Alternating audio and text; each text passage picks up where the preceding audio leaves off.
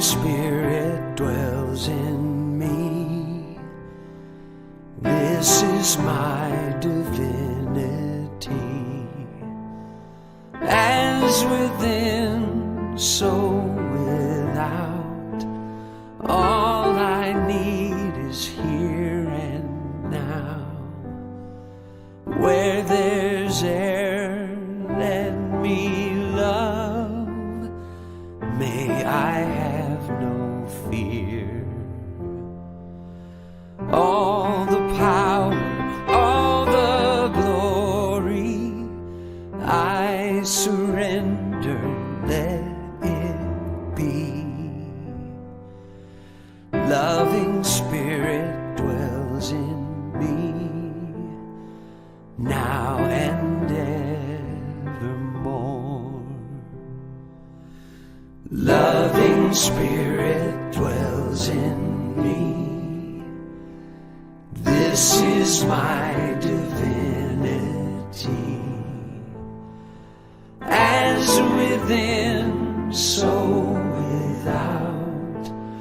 All I need is here and now. Where there's air, let me love. May I have no fear. All the power, all the glory, I surrender, let it be. Loving Spirit dwells in me, now and evermore.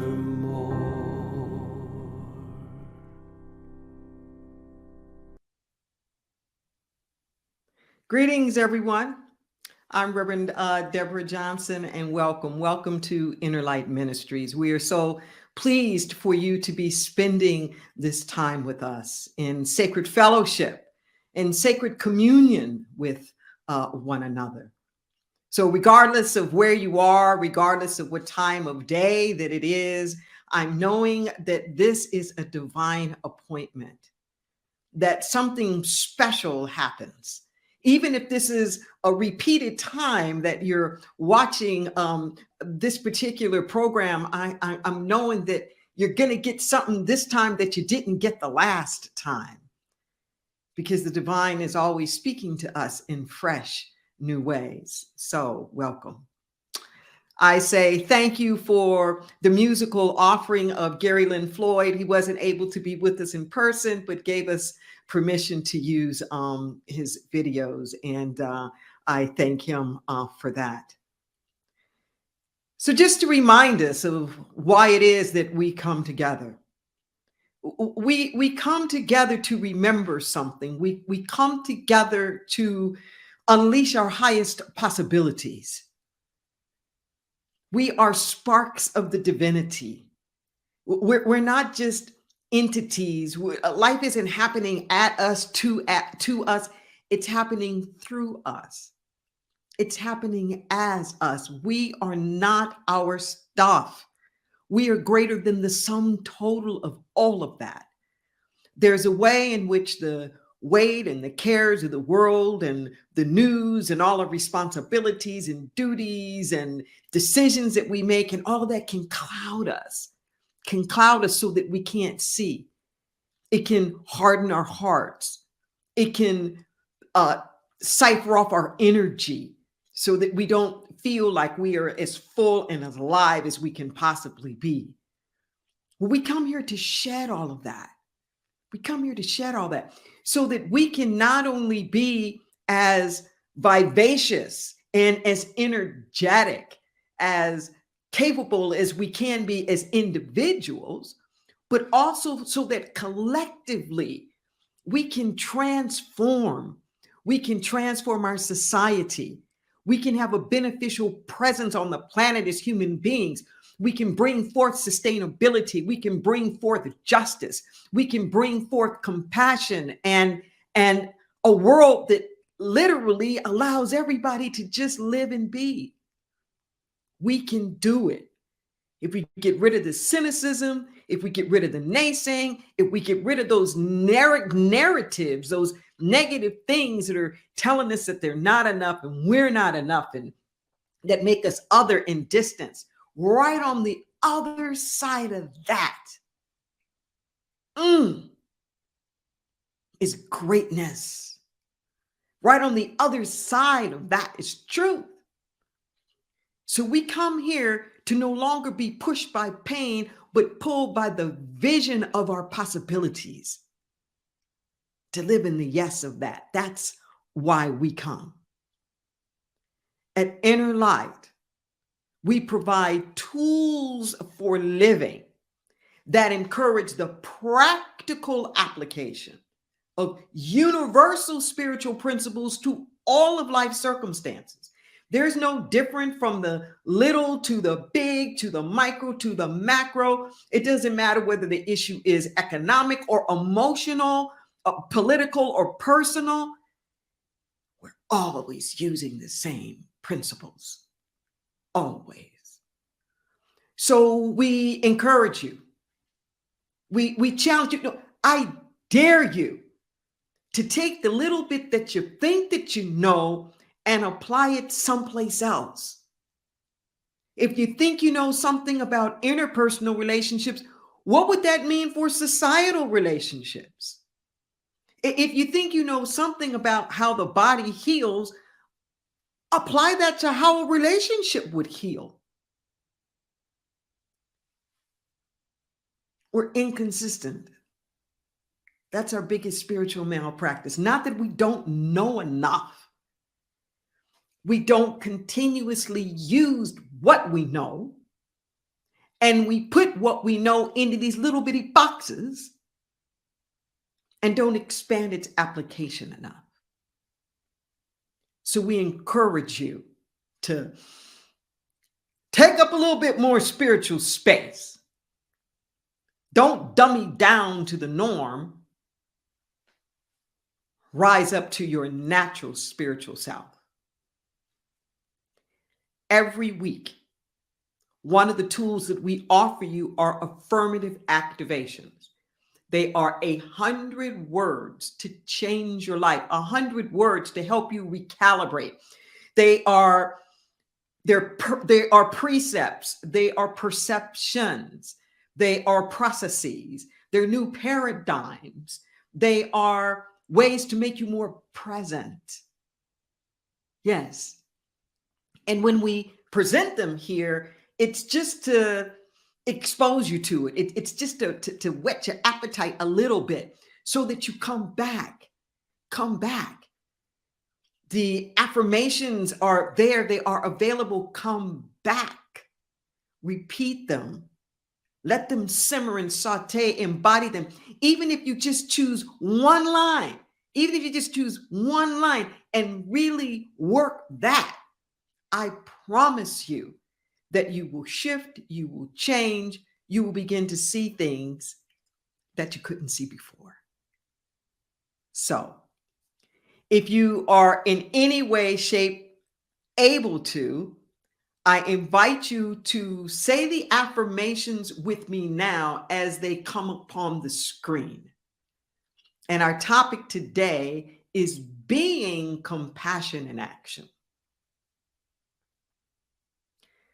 The love of God beats as my heart. The peace of God shines through my eyes. The joy of God passes my lips, speaking truth to all beings. Compassion will not allow me to be pettily self-centered. Love compels me to rise to my highest self. I stretch to care when I feel I won't. I dare to share when I'm tempted not to. Proclaiming sufficiency as a birthright, I circulate divine goodness. Grateful for my blessings, I graciously pass them along. In ways large and small, I offer and accept support. I am love in motion, compassion in action. And now, to help prepare us for the message, we're going to just sit back and enjoy another musical offering of Gary Lynn Floyd.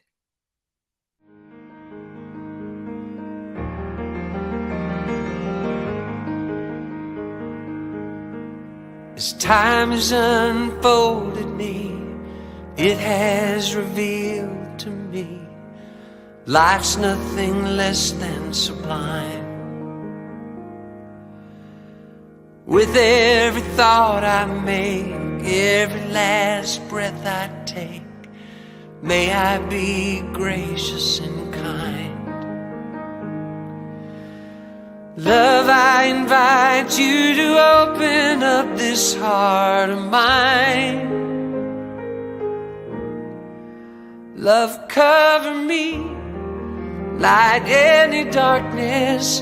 Love, cover me, right every wrong. Cause me to see love over hatred. Guide me to be faithful and strong. Love, cover me. Love, cover me. Kindness wash over me, make me a symphony, play every note you can find. Make me reverberate, gently deactivate, slowly flow out of my mind. Find me a melody, dance and let my anthem be. Love, cover me, light any darkness. Love, cover me, right every wrong. Cause me to see love over hatred. Guide me to be faithful and strong. Love, cover me. Love, cover me. Love, cover me. Love, cover me. Love, cover me. I will not be shaken. I will not be moved. Love, cover me. May my heart awaken. Tenderness be proved. Love, cover me. Love, cover me. Love, love, love, love. Love, love, love, love. Love, I invite you to open up this heart of mine. Love, cover me, light any darkness. Love, cover me, right every wrong. Cause me to see love over hatred. Guide me to be faithful and strong. Love, cover me. Love, cover me. Love, cover me. Love, cover me. Love, love, love, love.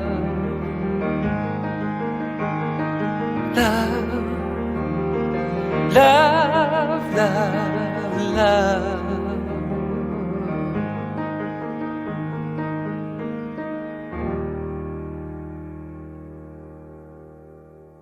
Thank you, Gary.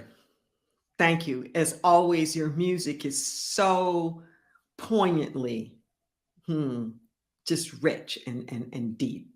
We thank you for that. And our topic today is being compassion in action.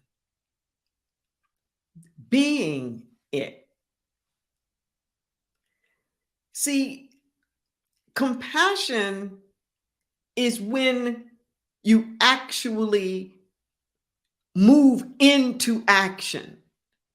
You can love, you can care, you can empathize, you can sympathize, but what turns that into compassion is when you do something about it.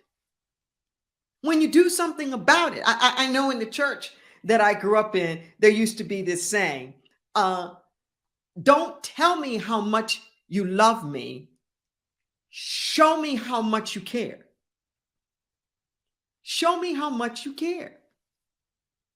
Which is why we were always making sure that we were feeding people, clothing them, praying for them, doing hospital visits, helping with family support. Like,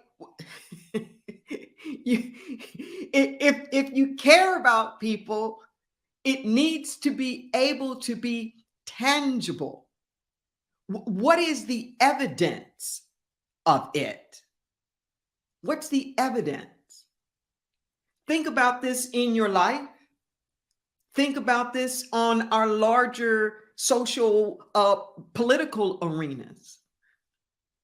What's the evidence of the compassion? What does it take to get to compassion in the first place? One of the things that we do in our society is we other, we distance. We have this notion in our mind of us and them. And then we go through a long litany in our minds about the contrast and the comparisons that we think that are between us and them, or them and somebody else. Then we have our ranking, so to speak, of who's better or who's higher or who's worse, who's more valuable, who's more vulnerable, who deserves more, who deserves less. Then we get into a rationing mentality where we're going to dole it out, whatever it is that we have to offer, whether it's our time, our energy, our money, our attention, our support, our concern, our talents, our skills, like whatever, whatever that is, we make these kind of strategic decisions. And so often the decisions that we are making are loaded. They are loaded with our own biases. They're loaded with our own prejudices. They are loaded with our own angst.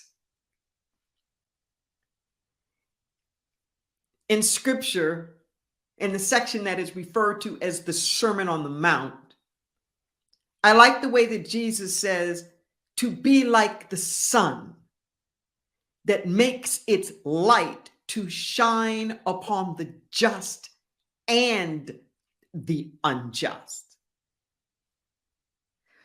I find that nature is one of our best teachers in terms of how to be our full spiritual selves. If we really think about that, the sun just is. The sun just shines. The sun isn't making these decisions about, well, you know, I'm going to shine over here, but I'm not going to shine over there. You know, these people over there don't deserve my light. The sun always shines. And even when it looks like the sun isn't shining, that's not true. It's an optical illusion. When it looks like the sun isn't shining, there's some kind of obstruction, there's some kind of a block, like a cloud or something. Or we on the earth, we've spun away. It's an optical illusion that the sun rises and sets. The sun's not doing anything. We're the ones who are moving and spinning around it. We're the ones rising and setting. So think about this for a moment. What would the sun have to do? What would the sun have to do to make sure that it did not shine on people that it thought didn't deserve it? It would have to retract. Listen to what I'm saying. It would have to shut its own self down. That's what it would have to do. It would have to shut its own self down. So we may think that we're punishing people by not letting them get our light. We're punishing them by withholding our love, by withholding our support. But you know what? The only one that's punished by your not being fully who you are is you. Listen to what I'm saying. It's you. See, we're like a water hose or something, or a conduit.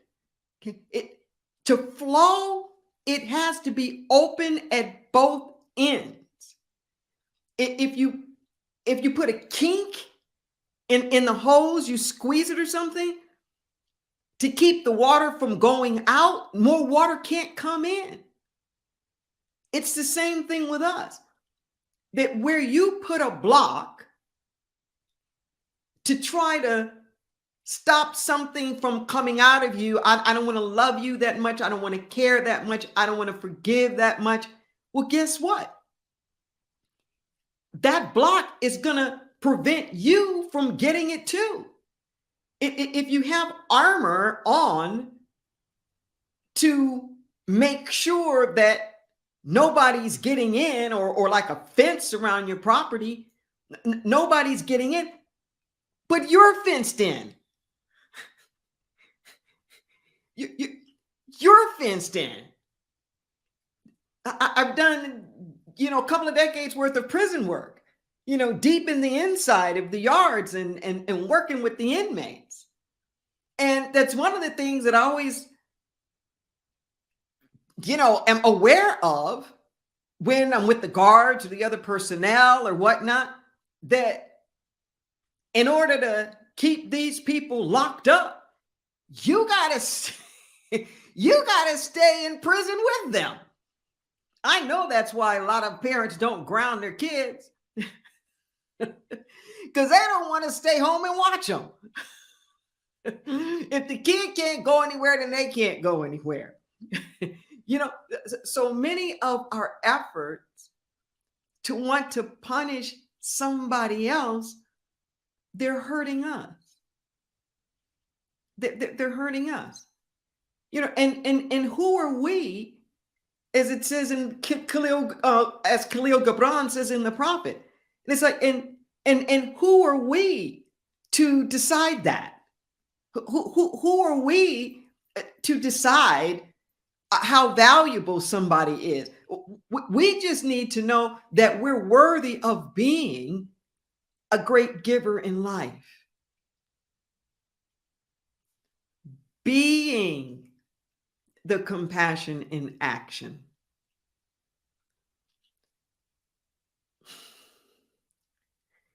Tomorrow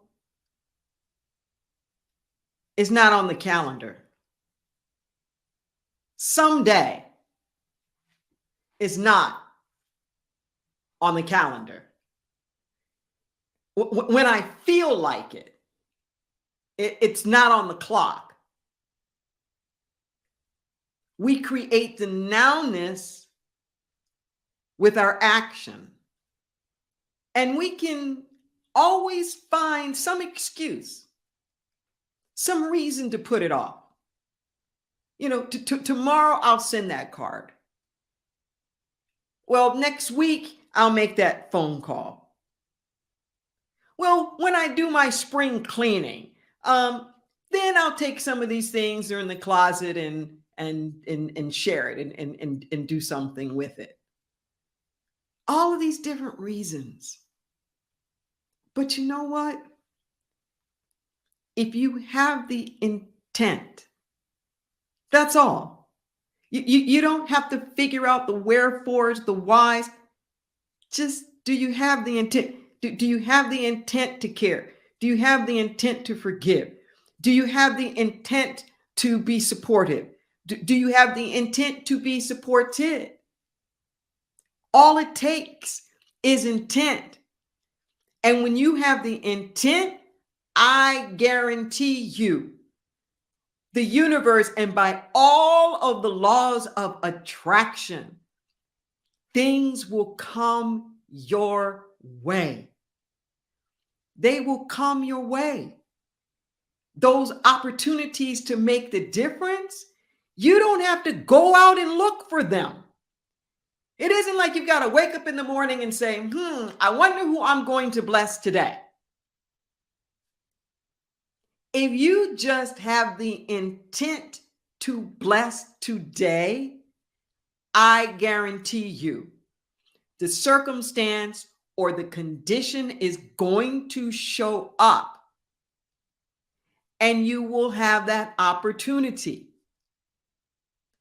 The more I stay in that place of alignment, the more I stay with that kind of intent,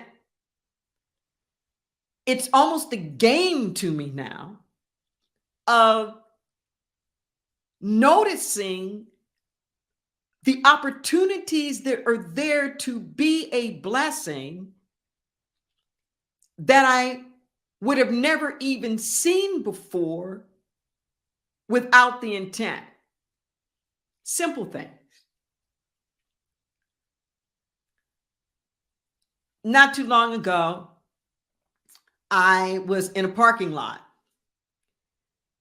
And it was one of those where you pay ahead of time for your particular space.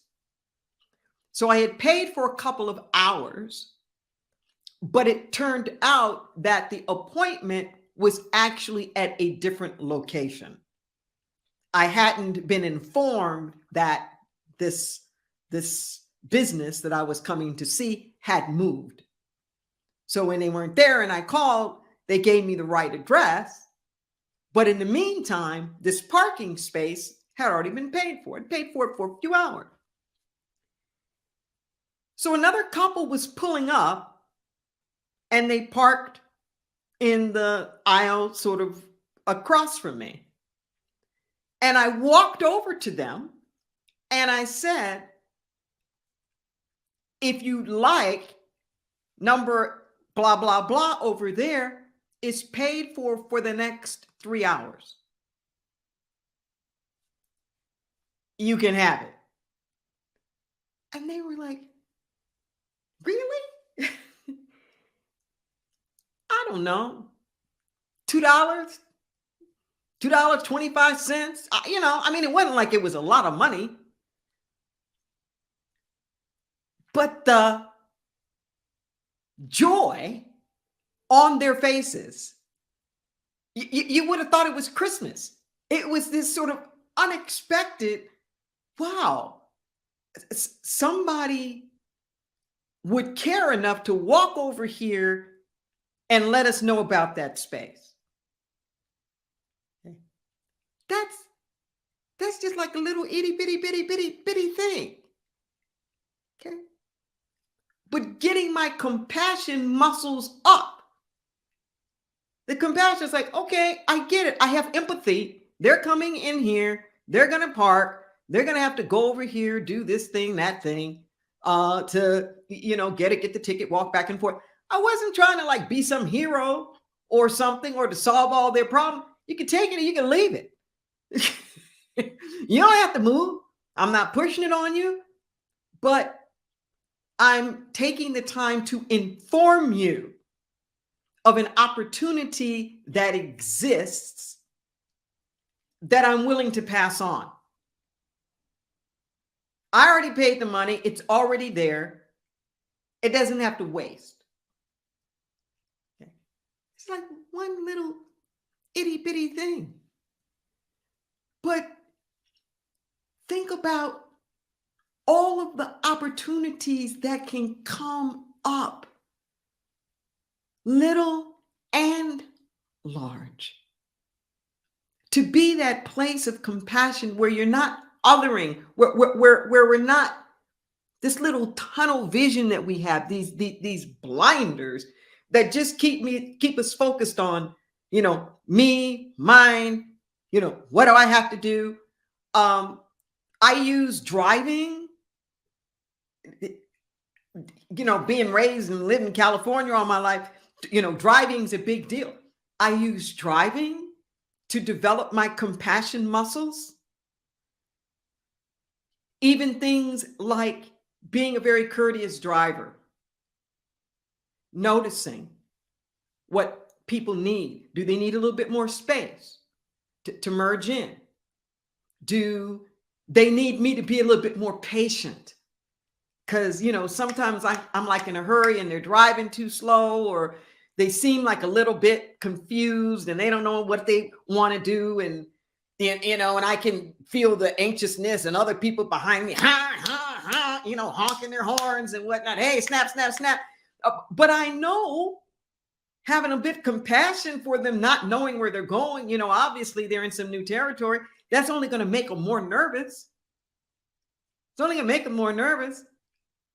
And that, I'd like to get there 30 seconds earlier. Sure. But there are ways in which this being compassionate just makes us nicer and kinder human beings. So this practice that I have in the driving, I noticed years ago that kind of, I was saying at the beginning, I was being selective. Depending upon who was driving, particularly in LA, what kind of car they were driving, and whether I thought they were a rude driver or not, was making the difference to me in how generous I was going to be with them. Whether in fact I would let them cut in front of me, or like whatever that is. And now, no, my practice is in equanimity. My practice is to not pay that much attention to the wheres, the who's, the what are they driving, the how are they driving, or what. Just, if I can make a difference,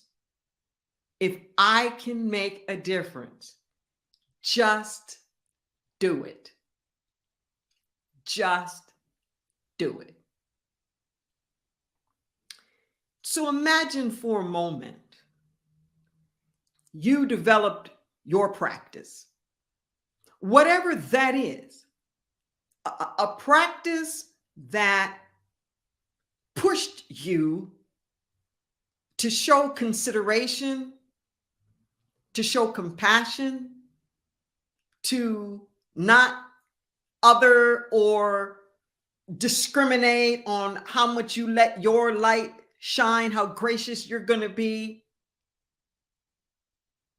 If you develop like some practices of an equanimity,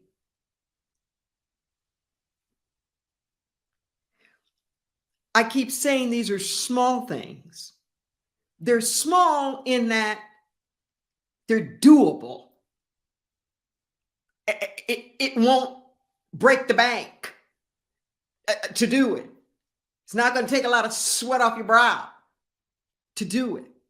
But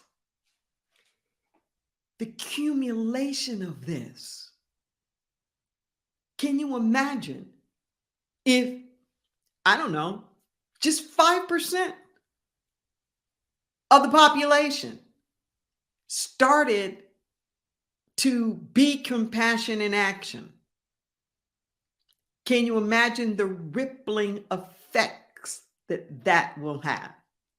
Because you know what it's like. If you experience some kind of act of compassion, it inspires you. It inspires you to go out and do something. You get some unexpected blessing. You get some tip. Maybe you're a server or a waitress or something like that, or you give some kind of service and somebody gives you a generous tip. You're like, wow. Not only does it make you feel valued, it plants a seed in your head where next time go around, you're a little bit more generous in what you do. Somebody shares their time. Somebody shows up and supports. That triggers something in you to pass that along a little bit. Why is this important? It's important, especially now, because we're in a social political climate. And with social media influences of their algorithms that keep pushing a narrative and an agenda of people being further and further apart.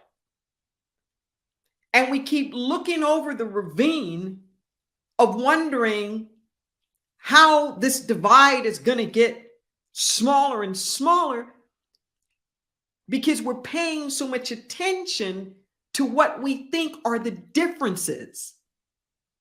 The differences in ideology, difference in political persuasion, difference in spiritual beliefs, difference in socioeconomic demographics. There's never a shortage of reasons to try to find some kind of differences between us. But the differences don't cause the divisions. It's the polarization that does. It's the polarization that does. It's the othering that's the conflict. It's the othering that causes the divisiveness. And all I'm saying here is that you have an opportunity to cut down the othering. You have an opportunity. See, this practice that I'm saying of doing just while I'm driving,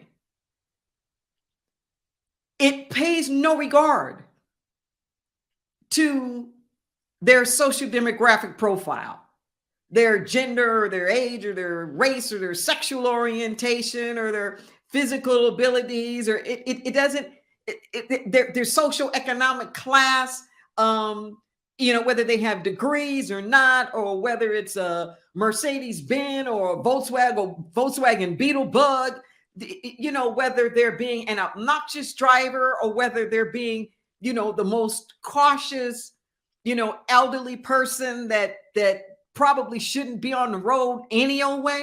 It just, instead of me changing who I am based upon all of their different things, to stay at my core, to stay at my center, and just be light. Our own little inner light.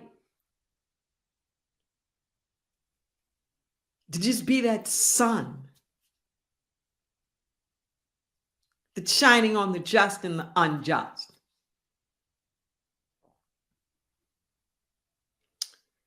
In Christian communities around the world, today is known of as Palm Sunday. And it was a very big deal when I was growing up, and we'd actually be given like physical palms and do some reenactments sometimes of what's known as, quote unquote, the last days. So this Palm Sunday, it's a week before Easter. This is the day, according to scripture, that Jesus rides into Jerusalem. It's the high holy days time. And he knows that this is the end, basically. He knows this. And he goes in, and the reception is a mixed bag. It's called Palm Sunday because there are people who are laying palm leaves down, like rolling out a red carpet, so he can come into the city. He's entering in from the east. Symbolically, that's always the place of like the inner. And while he's coming in from the east on just a donkey, something that had been prophesied years and years before, the Roman army is coming in the west gates. They're coming in all their full regalia, chariots, horses, all of that. Because during this time of the high holy days is when there would be basically this pilgrimage that would come from people, Jewish people from all over the place, to celebrate together. And these sects and divisions and different tribes of Judaism would all be coming together. Okay? And if there was going to be a rebellion against the occupying Romans, it would most likely be at that time. So they were coming in with this show of force to basically say, you know, we're in control. You're one of our colonies. We are in control here. But instead of everybody being on the west side, all terrified by the Romans, large crowds of people were on the east with Jesus coming in. And there are people who are laying the palms down, but there are other people who are shouting at him and they're jeering at him, and they don't like him. Ultimately, he gets tried for treason and convicted. But the reason why he's tried and his great sin, so to speak, was exactly what I'm talking about today. It was the compassion, the not othering, the treating Jews and Gentiles alike, the compassion for the untouchable Samaritans, the him claiming that it was a Roman soldier that had more faith than anybody in all of Israel, of compassion towards women. And see, every time he healed somebody, it changed the social order. It changed the social order. You weren't allowed to go into the temple if you had some kind of illness or whatever. Certain people were untouchables. They were lepers or something like that, and they get healed, and now they're in society. And his very presence, this compassion that he was having for all of the people and seeing their empowerment and calling them up to their highest self, threatens. It threatens structures. It threatens systems that are based on the othering. It threatens, compassion threatens hierarchy. It threatens abuse and oppression. It threatens having some people up here and some people down there. Compassion eradicates all of that. So if there's any part of you that wants a just caring, loving world, you're not going to get there by force. You're not going to get there just by denigrating the enemy. It's going to take some compassion on your part. Take a breath. Even compassion for your so-called enemies. And you say, well, how do I do that? Just have the intent. Just be willing in your heart to be kind and generous to everyone. That's all you need. And I think it summed up the best in the 23rd Psalm, where it says, thou preparest a table before me in the presence of mine enemies. To break bread, symbolically and sometimes very literally. You don't have to decide the guest list, the menu. You don't have to cook the food, prepare the banquet. Your invitation will come. The table will be prepared. Just accept the invitation. That's all you need. The invitation to heal that divide. Whether it's big social, political, or personal.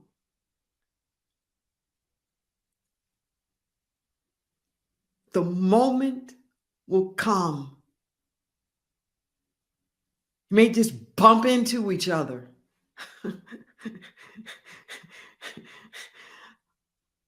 Just have the intent to be compassion in action, to let your light shine everywhere. And not only will your life improve, you will help the whole planet improve. You will help our society improve. You will help us evolve as a human species. And I mean that from the bottom of my heart. Don't just talk about it. Be it.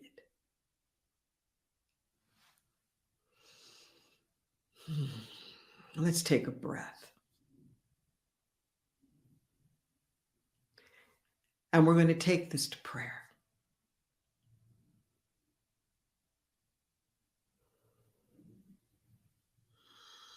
As we take a breath.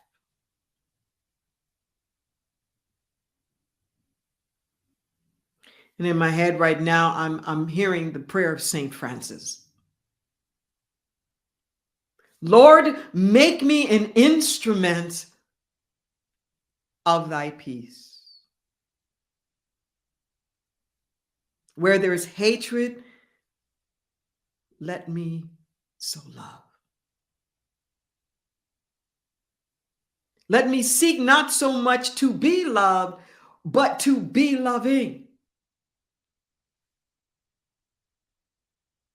Yes, make me an instrument. This is our prayer.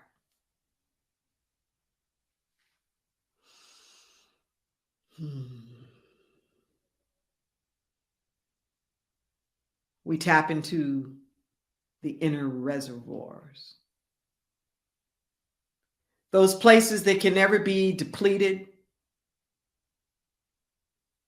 continuously replenished, because we're one with the only thing that is. It's never divided against itself, and we say, thank you, Mother, Father God.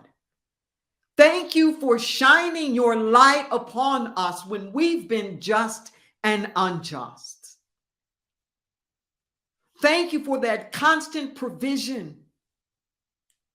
Constant. Air is not being withheld from us because of what we've done. No. Music doesn't refuse us because of what we've done or because of who we are. Everything's just saying yes. And we get in with the rhythm and the vibration and the harmony, the synchronization of that yes.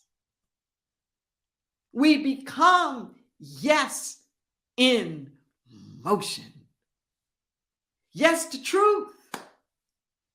Yes to freedom and wholeness. We say yes to prosperity, to abundance, to joy and to peace and to power.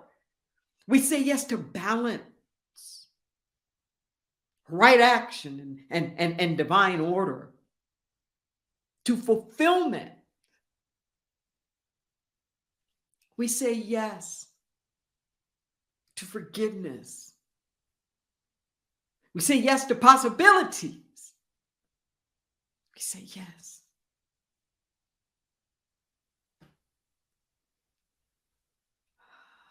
So we speak this word. We know that the yes comes through, bringing forth the highest heaven right here on earth. It manifests itself.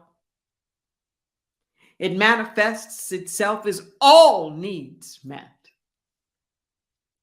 It manifests itself as food and clothing and shelter, as nurturance. It manifests itself as opportunities, collaborations, creative expression. It manifests itself as health,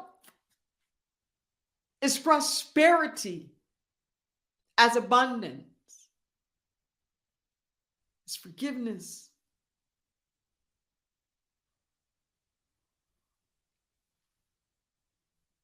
Clarity of vision. Third eye open.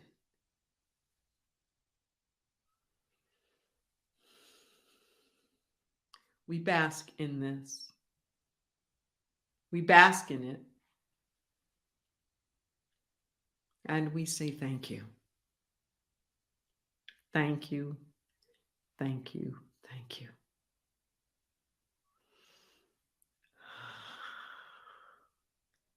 And receiving all of this,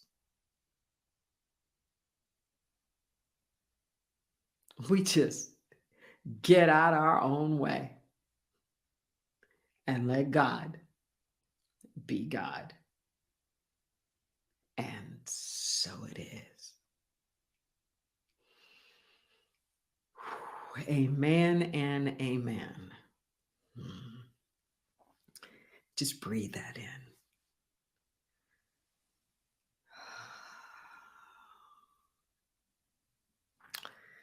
We're a praying community at Inner Light. And I invite you to reach out to us. Please feel free to submit a prayer request. You can send us an email, the number 4, word prayer, at innerlightministries.com. You can give us a call, 831-465-9090 at extension 254. We have prayer practitioners, people who have studied years, who are ready to speak that word for you, to write you back, to connect with you, whether it's a prayer for yourself or somebody else, some condition in the world, or maybe it's something wonderful and you just want somebody to stand in agreement with you for its highest fulfillment and manifestation. Either way, please avail yourself of this service. That's a gift that's available to you every single day.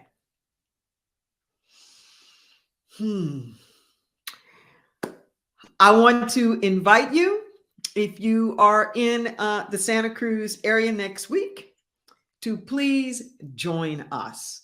We are going to have our service. It will be online, but it will also be in person, 10:30 a.m., that specific time. We're going to be at the 418 Project.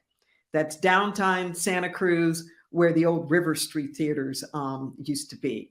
The band's going to be there. The choir is going to be there. Lex is going to be doing spoken word, trying to get a praise dancer coming in. I'm going to be speaking. The choir has even convinced me to do a solo on a song. It'll be my debut as a solo artist. We'll see how that goes. But we're going to have a lot of fun. And we invite you to come and to join us there.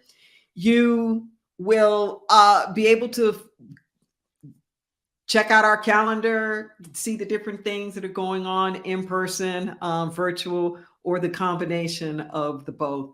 But we'd really like to see you there. So this is our time of conscious giving. This is our time of circulating those blessings, of saying yes. This is a time to put the compassion in action, literally, to help empower this ministry to multiply the consciousness and to provide the various programs and services that we do. You will see on your screen that there are different ways that you, in fact, can make your contribution. You can use the QR code that's there on a mobile device. It'll take you to our giving portal. You have an opportunity to use a PayPal or to use any debit or credit card that you might have. There's also an opportunity for you to do a recurring donation. And I encourage you to really consider that option so that you can be a part of assuring that this ministry does, in fact, have the fiscal and financial stability that we need to continue on to do our work, to continue to do the healing and the transformational work that we do. You can go online to our website. You can use Cash App. You can text to give as well. There are plenty of ways in which you are able to give. And I want to invite you right now from a place of deep intention. We energize our gift giving at this moment. And if you're able to, I invite you to repeat after me. My every act produces abundance. I dare to give freely unto the truth that sets us free. I release this gift, knowing it returns to me 1,000-fold. Thank you. And thank you to all of you who are giving now, who've given in the past, and for those who are pledge partners, who on a whole range, some of you tithe a full 10% of your incomes. Some people have a designated amount that you're doing on a recurring basis. Whatever it is, whatever that is that's calling you from your heart, we say thank you. Thank you. And as we let Gary Lynn Floyd take us out of here with another one of his musical offerings, like we always say here, our motto, take this consciousness and multiply it. Peace and blessings to you.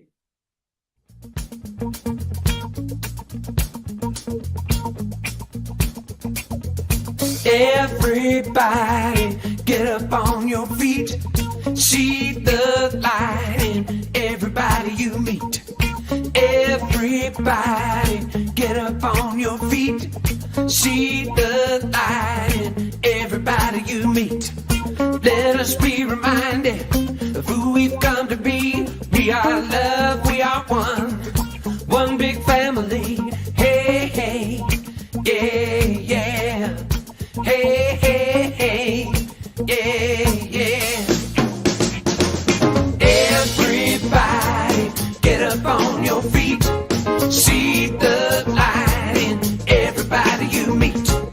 Everybody, get up on your feet. See the light in everybody you meet.